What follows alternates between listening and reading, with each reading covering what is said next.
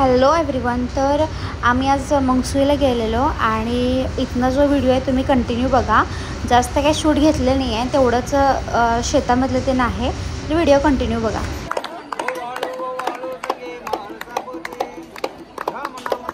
काय हे चुकलं का नसता तिकडे जायला लागणार आपल्याला. होय, हा त्यामुळे काय नको इकडे गप तिकडे थांबवा.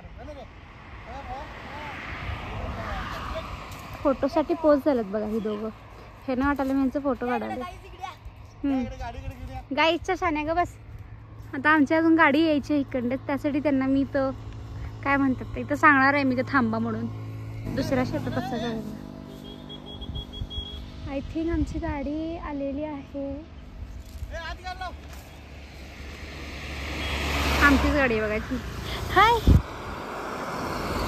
Lift lift lift lift lift lift lift.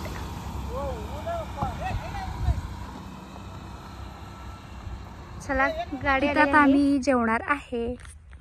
आम्ही 2 गाड्या आणलोय कारण का मला 4 व्हीलरचा भरपूर त्रास होतोय आणि हे मी पप्पा आणि सोहम आम्हाला तिघांना पण 4 व्हीलरचा त्रास होतो, त्याच्यामुळे आम्ही 2 व्हीलर प्रेफर करतोय. आता आम्ही इथे जेवणार आहे. पप्पांना पण सहरत नाही का, उगाच माझ्यासमोर नाटकी करतात धाडस कर. हे बघा माकड आमचं झाडावर चढतंय. ऐक मस्त वातावरण आहे. म्हणजे पहिला जरा उन्हामुळे त्रास व्हायला लागलाय, पण वातावरण एक नंबर आहे. हे बघा सावली आहे. इथून सगळं जेवणाचं सामान. पप्पा पप्पा पप्पा पटले तुमचं सगळ्यांना पटले. राहू दे शांत घ्या. हे बघा फालतूपणा चाललेला आहे याचा. थांबा जरा उन्हात जाऊन टेक घेऊया आपण. हाय मस्त आहे, एक नंबर आहे. आता मी तर मस्तपैकी जेवणार आहे. अगं इथं ऊन नाहीये.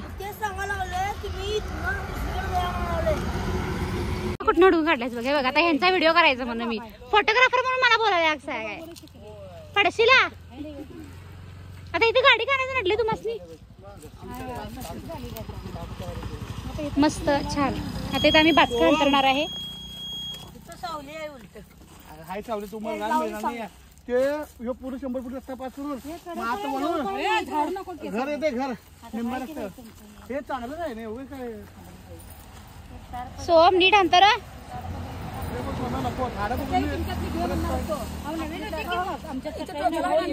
चटई बिटी नाटकी करायचं नाहीत.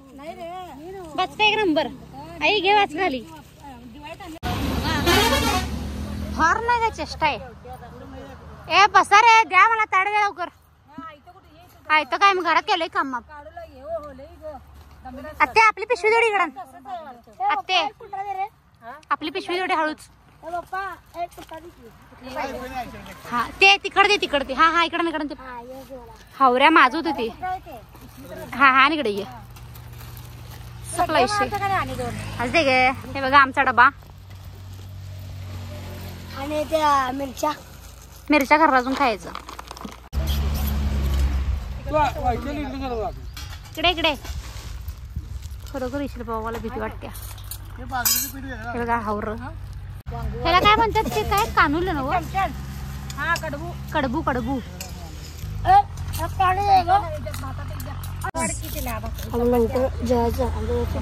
शूटिंगला जायचं. ओके ए मला ताड द्या की ग. पाप वांग्याचं भरीत, वांग चपाती पुढे उन्हात नाही इकडे डोकं दुखा लागून.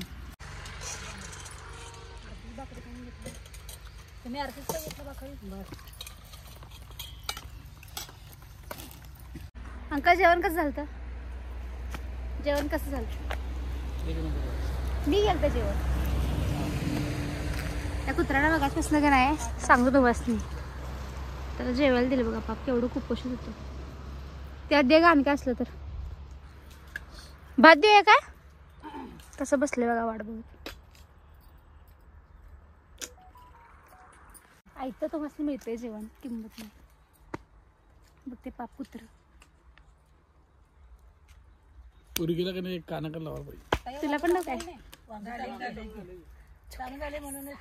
चला वांड वातावरण झालंय बघा. शेवट वातावरण एक नंबर झाले. आमचा पुष्पा दाखवतो. इकडे इकडे इकडे इकडे एवढा लांब असते वे